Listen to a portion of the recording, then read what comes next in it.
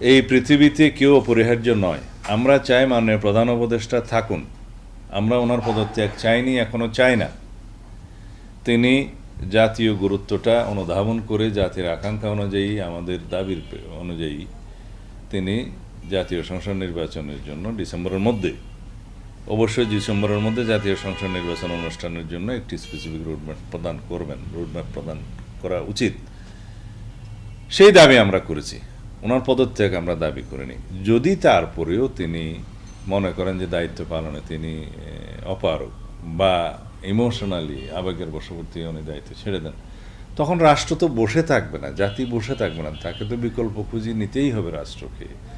এবং সেই বিকল্প কি হবে সেটা তখনকার সেই রকম পরিস্থিতির উদ্ভব হলে দেখা যাবে।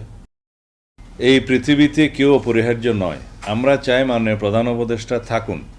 আমরা ওনার পদত্যাগ চাই